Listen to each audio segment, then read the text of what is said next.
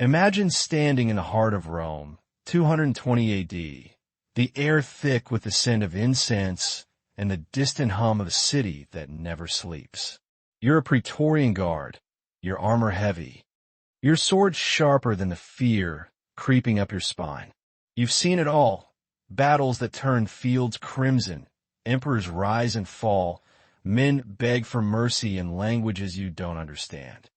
But nothing, absolutely nothing, has prepared you for what's behind those massive, gilded doors of the imperial chambers. The screams echoing from within aren't the usual cries of war or punishment. There's something else, something that makes your blood run cold, something that feels like the gods themselves have turned their backs on Rome. And the source of it all? A 14-year-old boy.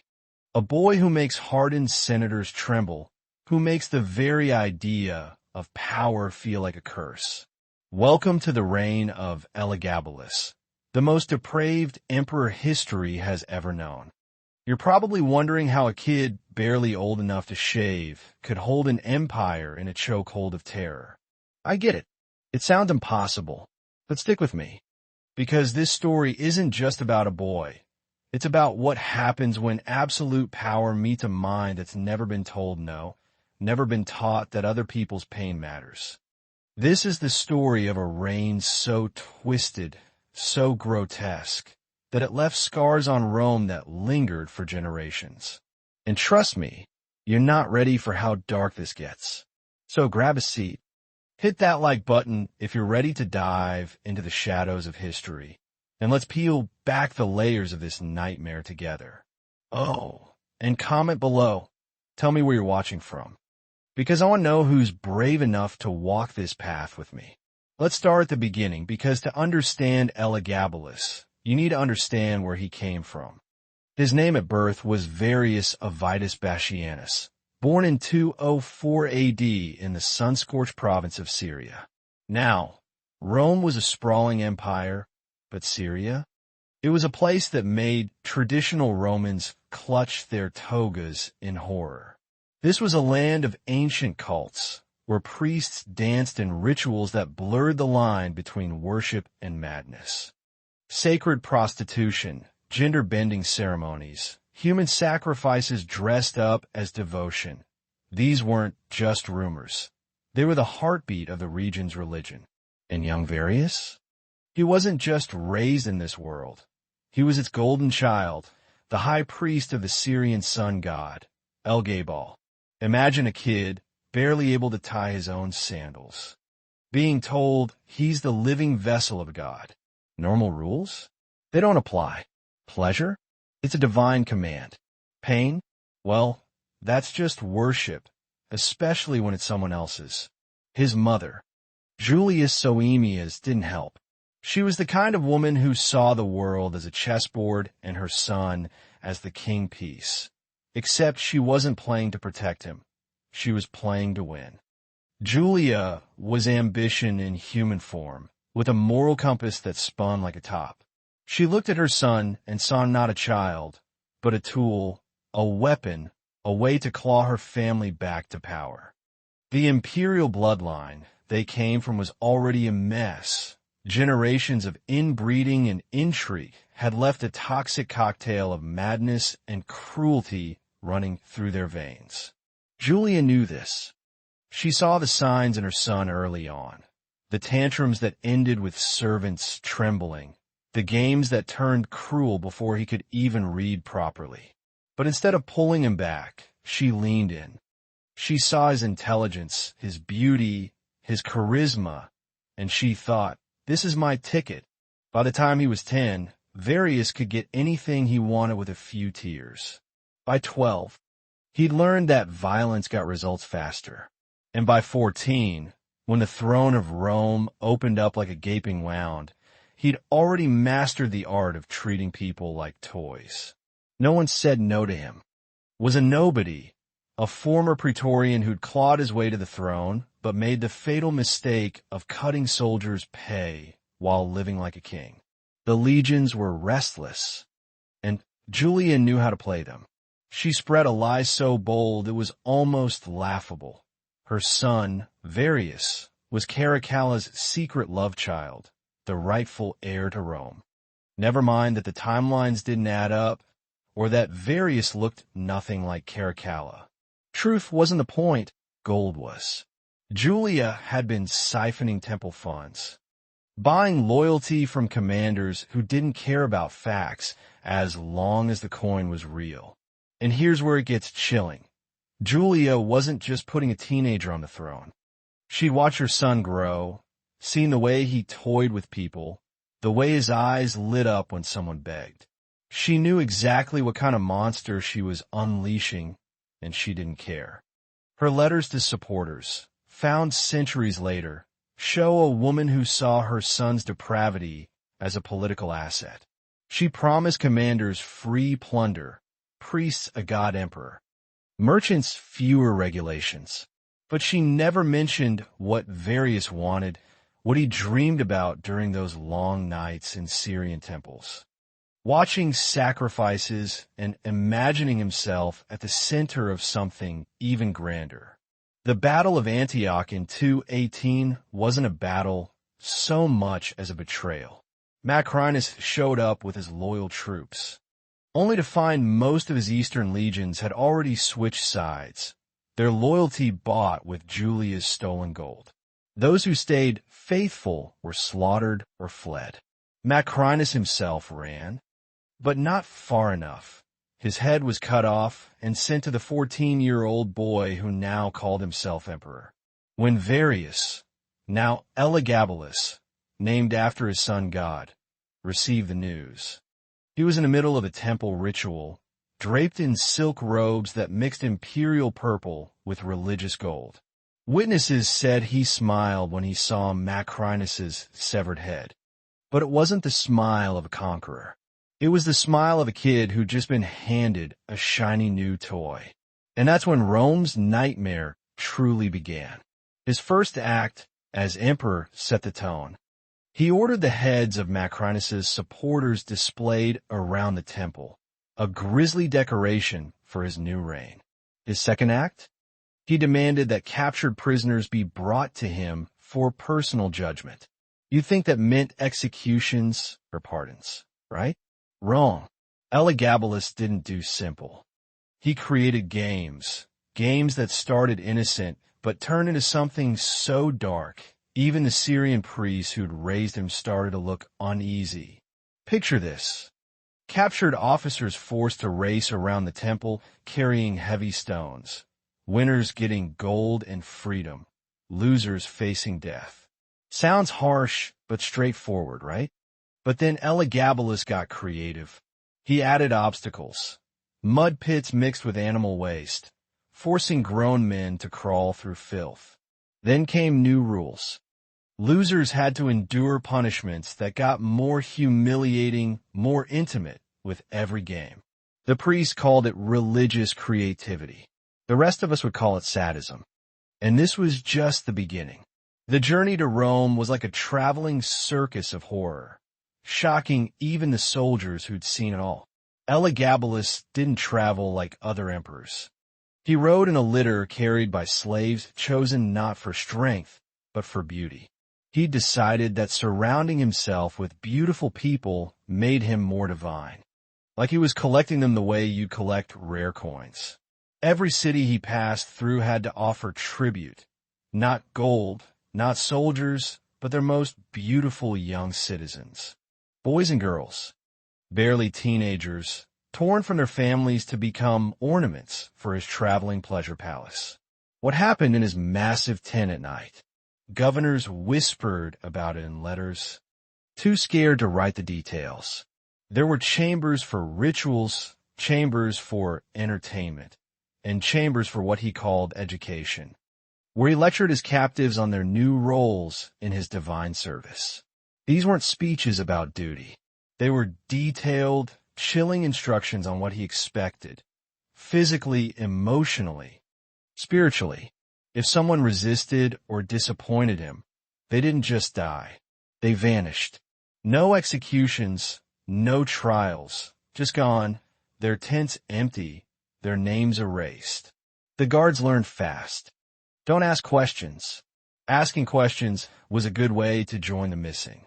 By the time Elagabalus reached Rome, his traveling court was a well-oiled machine of terror, and the city wasn't ready for what came next. When he arrived at the Palatine Palace, the seat of emperors like Augustus and Trajan, he didn't waste time governing. His first priority? Redecorating.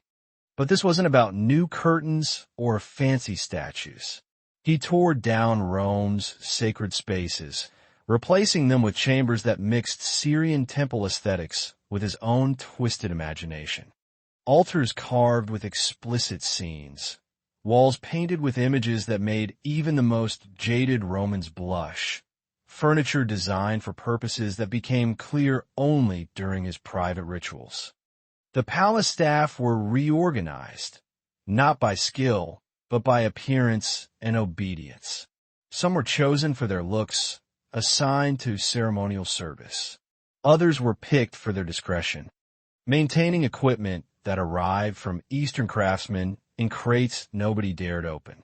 A third group cleaned up after his entertainments, disposing of evidence that could never see the light of day.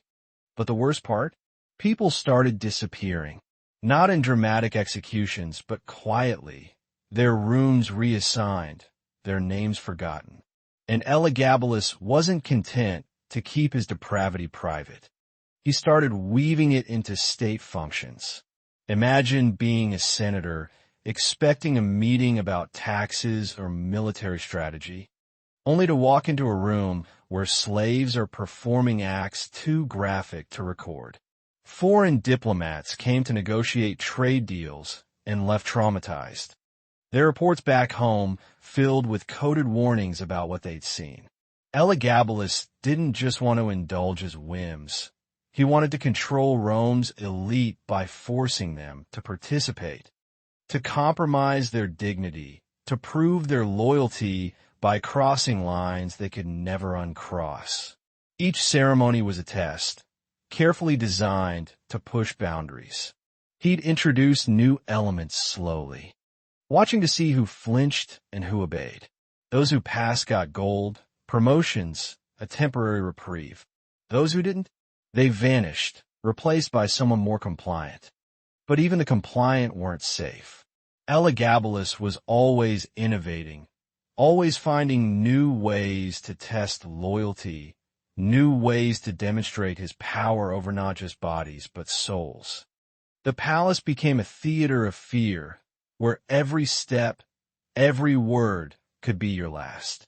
And yet, for all his cunning, Elagabalus didn't see the storm brewing outside those gilded walls. He was too busy playing God to notice that Rome was starting to fight back. The city was changing under Elagabalus's rule, and not in the way he intended. The Palatine Palace, once a symbol of Roman strength, had become a place of dread, its halls echoing with whispers of what happened behind closed doors. But those whispers didn't stay in the palace. They spread, seeping into the homes of Rome's elite, into the barracks of its soldiers, into the temples where priests once sang his praises. The boy emperor, still just 16 by 221 AD, had pushed too far, and the people he'd humiliated were starting to push back. Let's walk through how his games grew darker, how they broke the spirit of the city, and how the seeds of his downfall were sown in the very ceremonies he thought made him invincible. By now, Elagabalus had a system. His entertainments weren't random outbursts of cruelty. They were planned, deliberate, almost scientific in their precision. He'd learned that humiliating people wasn't just fun. It was power. Forcing senators to watch or participate in his ceremonies broke them in ways swords never could. But after a few months in Rome, he got restless.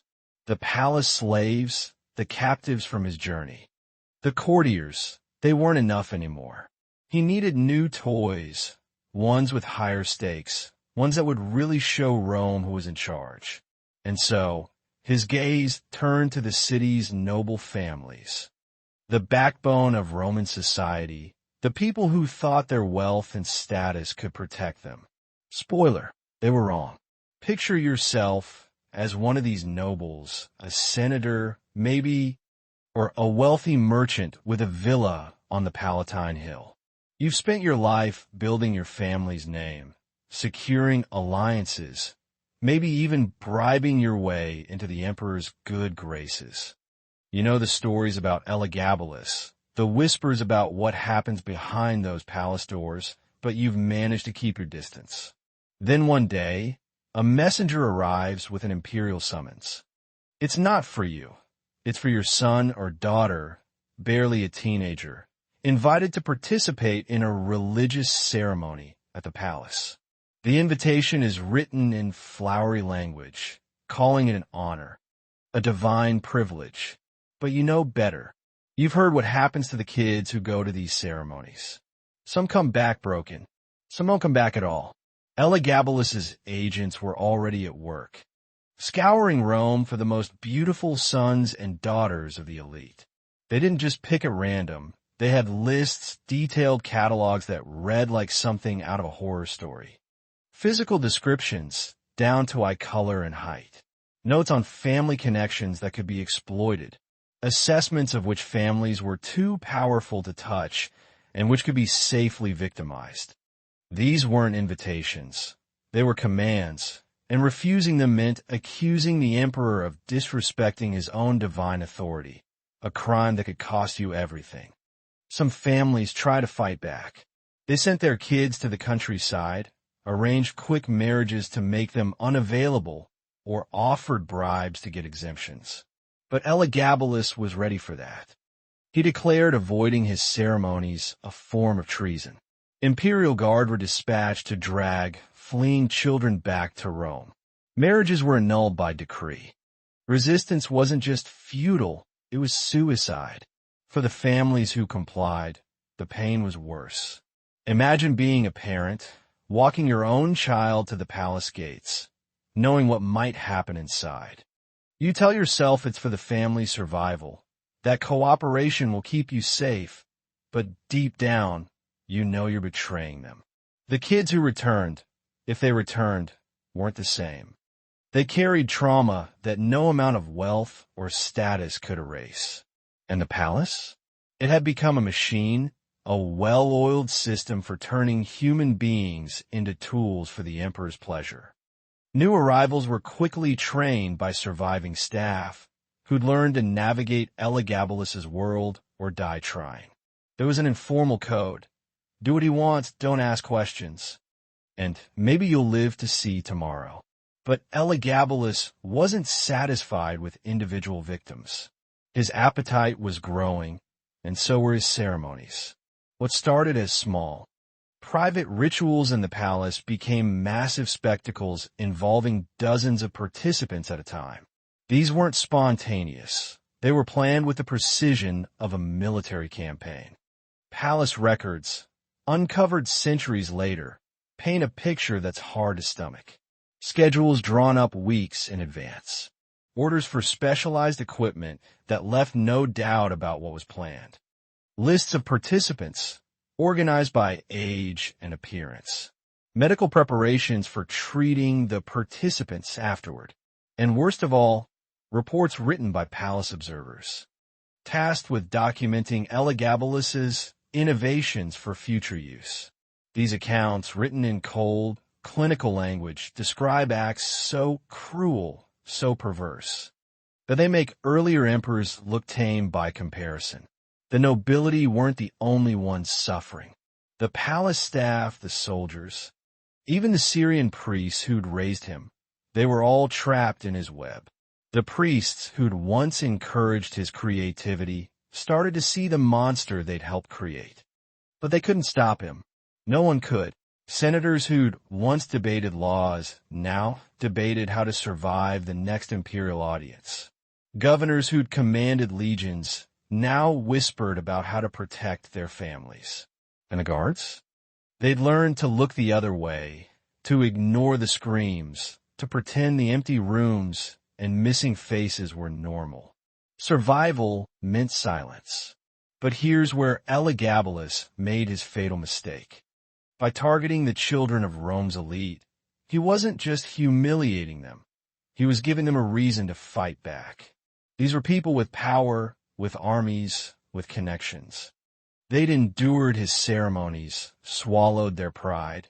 But when it came to their kids, they drew a line. The city was starting to crack under the weight of his cruelty, and the boy emperor, lost in his own divine fantasies, didn't see it coming. He thought he was untouchable, a god in human form, but gods don't always see the knives being sharpened in the shadows. Rome was a city on edge, its streets buzzing with fear and defiance. Elagabalus, now 16, was too caught up in his own world to notice the shift.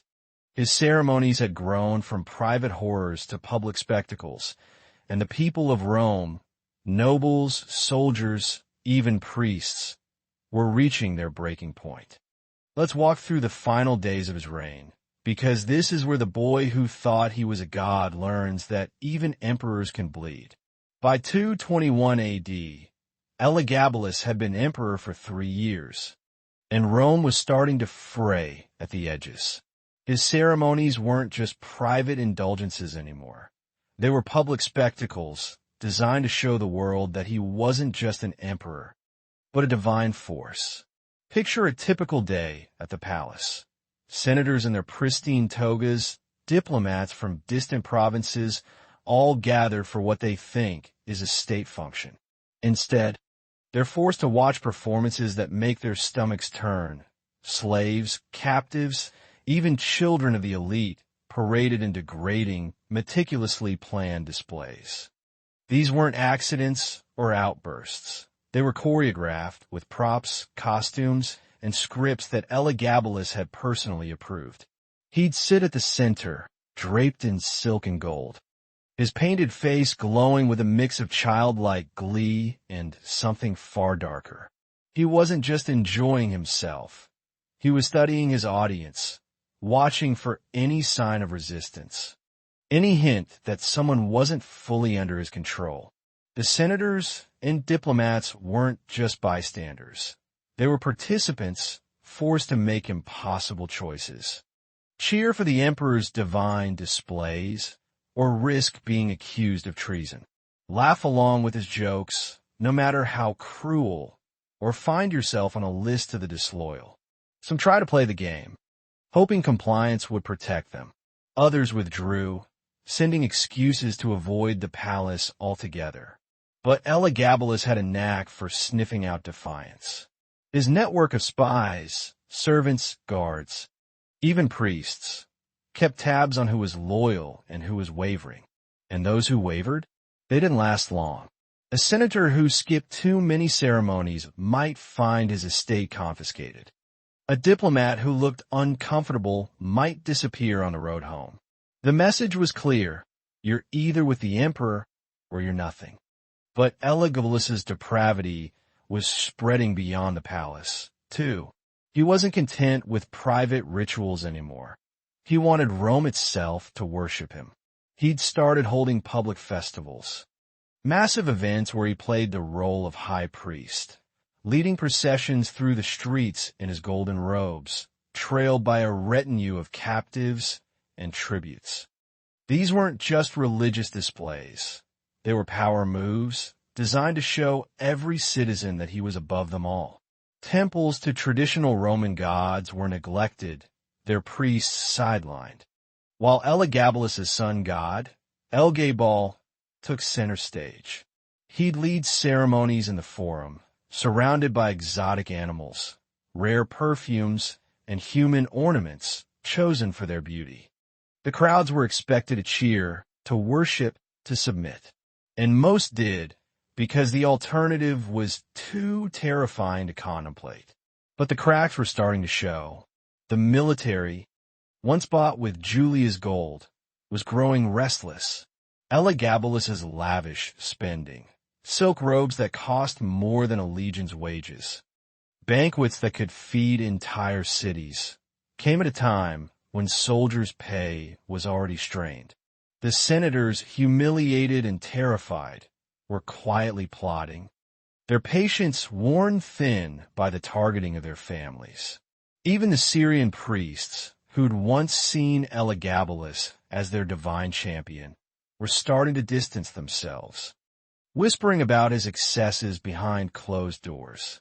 The city was a powder keg, and Elagabalus was too busy planning his next spectacle to notice. That spectacle was the final straw.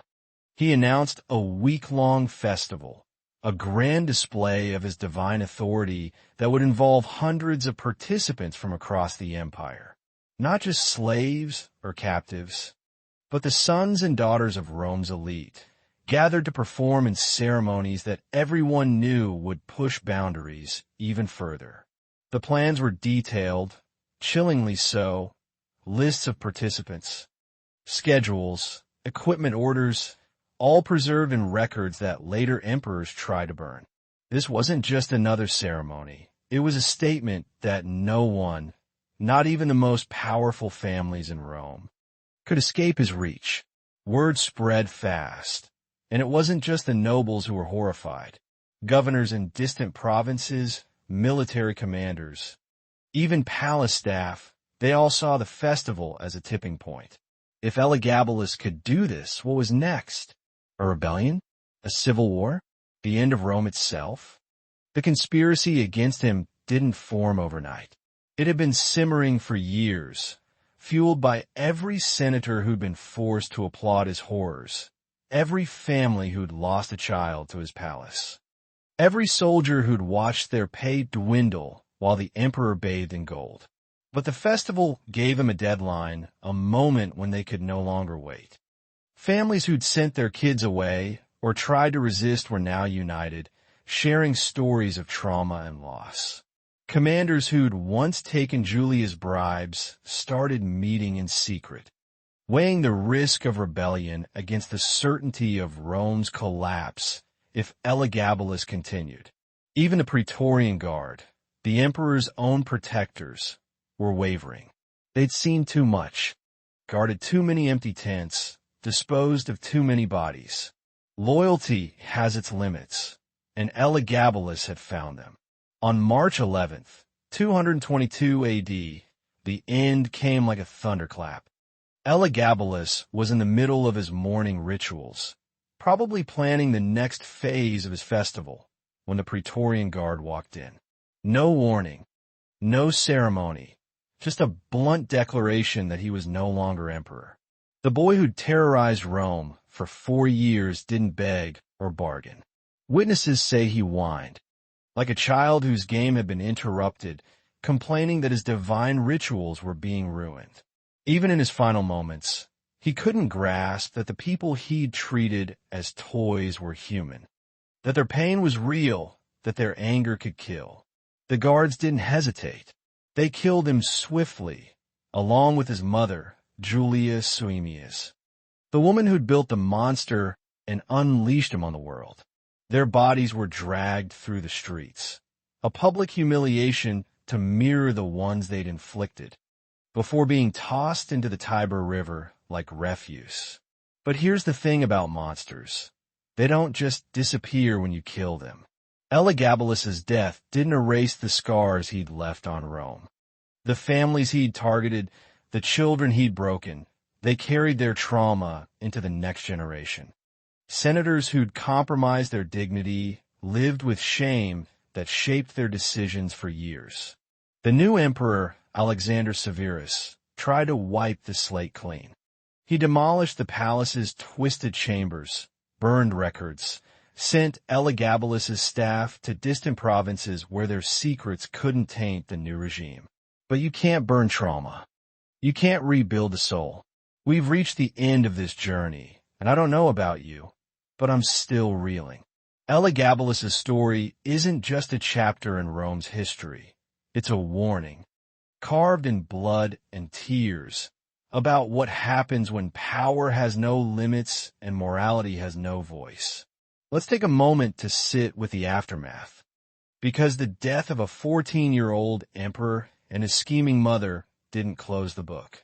It left a shadow over Rome, one that lingered in the way families guarded their children. Desperate attempt to erase Elagabalus from history. Alexander Severus, his cousin and successor, was only 16, a boy himself, but he was everything Elagabalus wasn't. Where Elagabalus had been a whirlwind of destruction, Alexander was a restorer of order. He rebuilt the traditional temples, reinstated Roman priests, and worked to scrub the palace clean of its profane altars. But the damage was done. The children who'd survived the ceremonies grew into adults who could barely speak of what they'd endured. Families withdrew from public life, their trust in the empire shattered. The military, burned by years of betrayal, tightened their grip on power, creating new protocols to prevent another Elagabalus. Parents became fiercely protective, knowing imperial favor could be a death sentence. Social networks frayed as families hid from the spotlight, afraid of another summons. Palace slaves who'd survived turned to religious retreats, seeking solace in gods untainted by Elagabalus's madness. The records that survived, hidden in archives for centuries, spoke of ceremonies so horrific they defied belief, clinical accounts of cruelty that made historians wince. These weren't just stories. They were the lived reality of a city under siege by its own ruler. What made Elagabalus unique wasn't his age or his Syrian roots. It was the perfect storm of his upbringing, his unchecked power, and a society that enabled him. Born into a world where he was worshipped as a god, surrounded by people who saw his cruelty as divine, he never learned the limits of power. His intelligence and charisma, twisted by a lack of restraint, turned him into a monster whose hunger grew with every indulgence. He didn't just rule Rome, he tortured it, using humiliation as a weapon to break the will of an empire. Today, Elagabalus's story feels like a distant nightmare, but it's not. It's a reminder that the capacity for evil lives in every era. To recognize the systems that failed them, and to vow to resist those systems whenever they appear. Elagabalus thought he was a god, invincible in his cruelty, but his death in the streets of Rome proved otherwise. It was justice, not just for his crimes, but for the larger sin of treating human beings as objects. His legacy is a testament to the human capacity for evil, but also to the strength of those who fought back, who said enough and ended his reign. This story has shaken me, and I hope it's shaken you, because it's supposed to. It's a piece of history that demands we look at ourselves, at our own world, and ask where the shadows of Elagabalus still lurk. If you're hungry for more hidden truths, hit that subscribe button and join me for the next journey into the past, because there are so many more stories waiting to be told. And please, comment below. Tell me where you're watching from and what you think of this dark chapter. Those forgotten voices deserve to be heard, and I'm glad you're here to listen with me.